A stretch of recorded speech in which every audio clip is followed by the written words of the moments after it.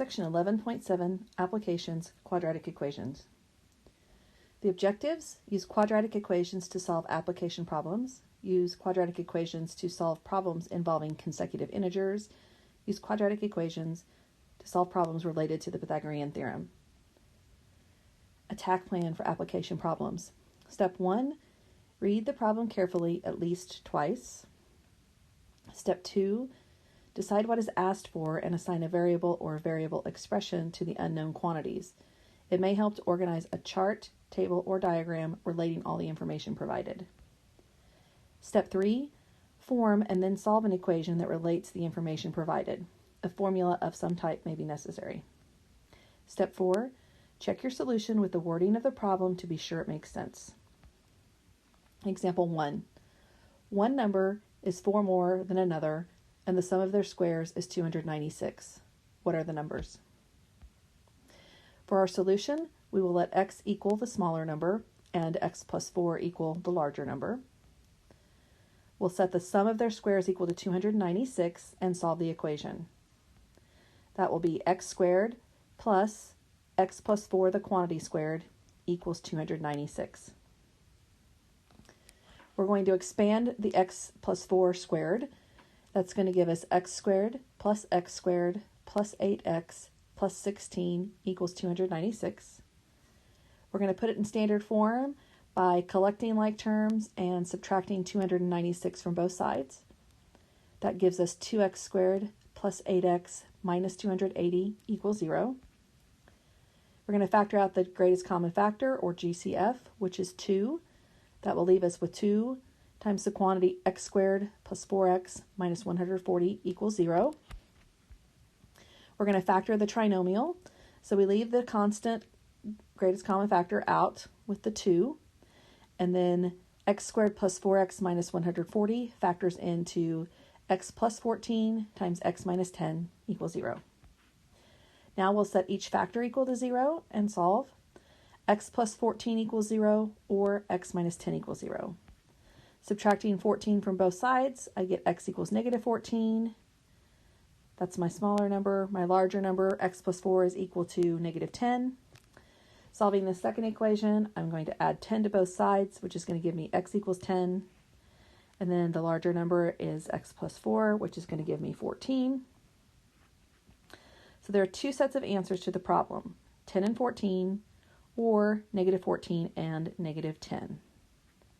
We're going to check both of those sets of solutions. 10 squared plus 14 squared is equal to 100 plus 196, which is equal to 296, so those check.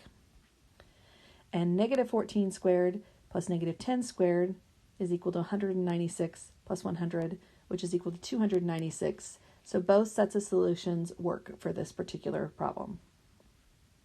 Example 2. In an orange grove, there are 10 more trees in each row than there are rows. How many rows are there if there are 96 trees in the grove?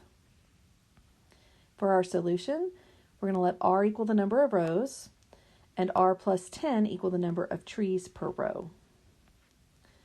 We'll set up the equation and solve. So this is a rectangular situation. So we're finding area. R times r plus 10 equals 96. Distributing, we end up with r squared plus 10r equals 96. So there's a visual representation of what it looks like for the number of rows and the number of trees per row. And we have our equation now set equal to 0 by subtracting 96 from both sides, which gives us r squared plus 10r minus 96 equals 0. That will factor into r minus 6 times r plus 16 equals 0.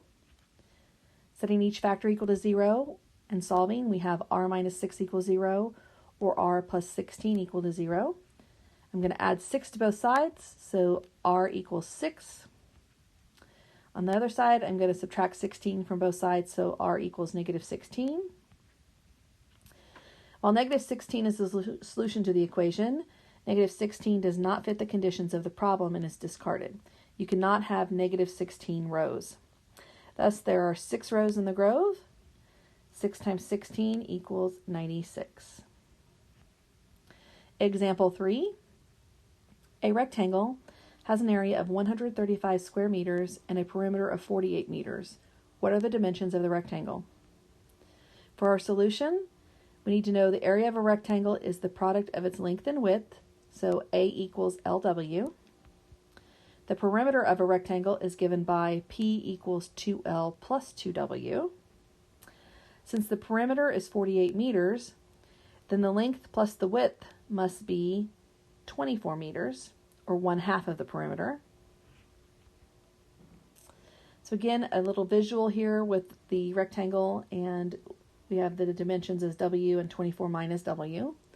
So we'll let W equal the width and 24 minus W equal the length. We'll set up an equation for the area and solve. 24 minus W times W is equal to 135, because remember, area is L times W, or length times width.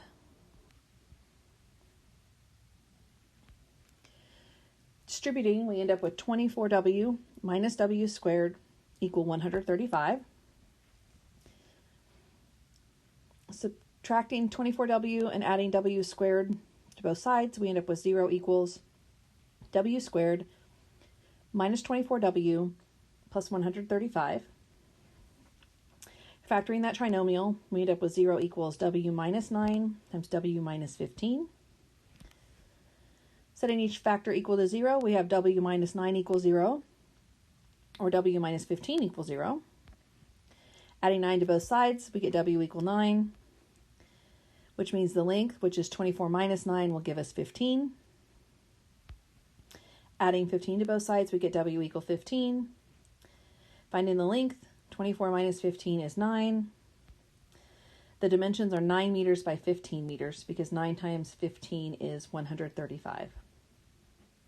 Example 4. A man wants to build a fence on 3 sides of a rectangular-shaped lot he owns. If 180 feet of fencing is needed and the area of the lot is 4,000 square feet, what are the dimensions of the lot? For our solution, we'll let x equal 1 of 2 equal sides, and 180 minus 2x equal the third side. We'll set up an equation for the area and solve. So again, here's a visual of what we're looking at. 3-sided fence, 2 dimensions of x, 1 dimension that's 180 minus 2x. So area is going to be x times 180 minus 2x equals 4,000. We're going to distribute, which gives us 180x minus 2x squared equals 4,000. Subtracting 180x and adding 2x squared to both sides, we end up with 0 equals 2x squared minus 180x plus 4,000. We're going to factor out the greatest common factor of 2. So 0 equals 2 times the quantity x squared minus 90x plus 2,000. Factoring that trinomial, we end up with 0 equals 2 times x minus 50 times x minus 40.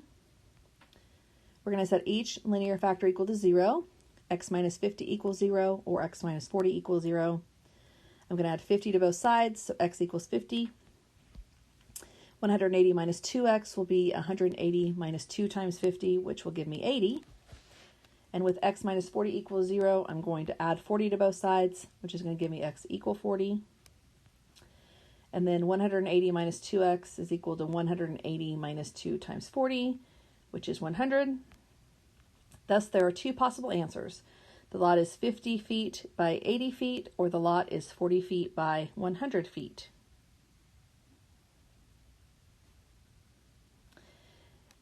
The next set of problems are going to deal with consecutive integers. So here's our definition. Integers are consecutive if each is 1 more than the previous integer. 3 consecutive integers can be represented as n plus 1, and n plus 2. For example, 5, 6, and 7. Consecutive even integers. The definition: even integers are consecutive if each is 2 more than the previous even integer. 3 consecutive even integers can be represented as n plus 2, and n plus 4, where n is an even integer. For example, 24, 26, and 28. Consecutive odd integers. The definition: odd integers are consecutive if if each is 2 more than the previous odd integer. 3 consecutive odd integers can be represented as n plus 2, and n plus 4, where n is an odd integer. For example, 41, 43, and 45. It's important to note that consecutive even and consecutive odd integers are represented in the same way. The value of the first integer n determines whether the remaining integers are even or odd. Example 5. Find 2 consecutive positive integers such that the sum of their squares is 265. For our solution, we'll let n equal the first integer, then n plus 1 will equal the next consecutive integer. We'll set it up and solve the related equation. N squared plus n plus 1 squared equals 265. We're going to multiply out the n plus 1 quantity squared, which gives us n squared plus 2n plus 1 equals 265. We're going to subtract 265 from both sides, which will leave us with 2n squared plus 2n minus 264 equals 0.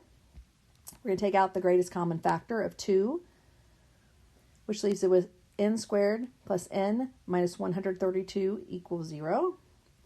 Factoring that trinomial, we end up with 2 times n plus 12 times n minus 11 equals 0. Setting each linear factor equal to 0, we have n plus 12 equals 0 or n minus 11 equals 0. Subtracting 12 from both sides, n equals negative 12, which means the next integer is negative 11. Adding 11 to both sides, we equal n equal 11. And then the next consecutive integer would be 12.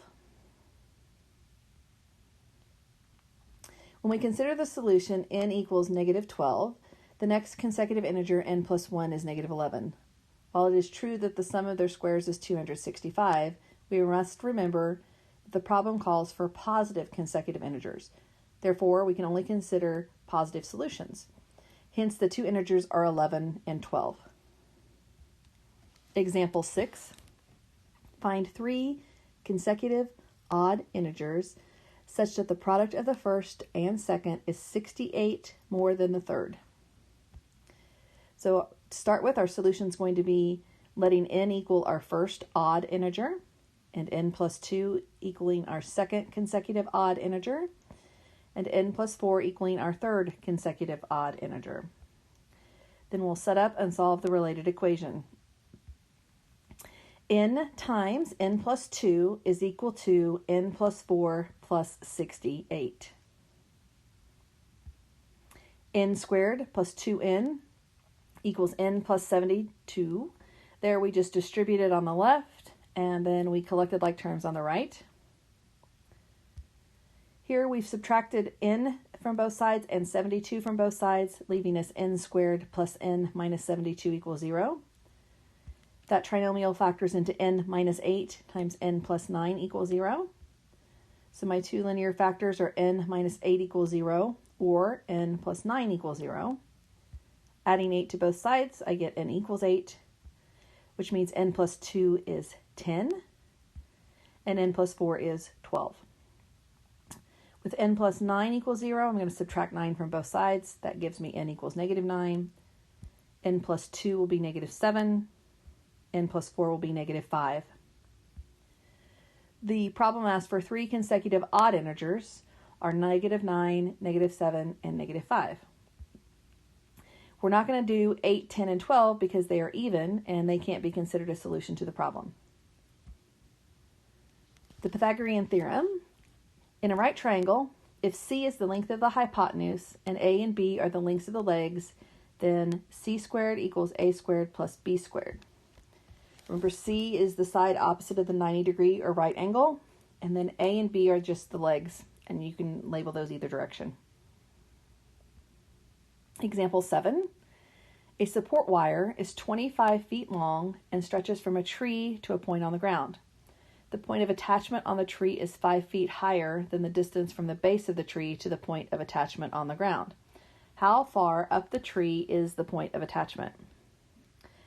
For our solution, we're going to let x equal the distance from the base of the tree to the point of the attachment on the ground. And then x plus 5 will be equal to the height of point of attachment on the tree. Here we have a visual of what that looks like. X plus 5 is the height from the ground of the tree. X feet goes from the top of the tree to the wire on the bottom. And then that wire that's going from the top of the tree to the bottom is 25 feet. By the Pythagorean theorem, we have the following. X plus 5 squared plus x squared equals 25 squared. So leg squared plus leg squared equal hypotenuse squared. We're going to expand that, and that becomes x squared plus 10x plus 25 plus x squared equals 625.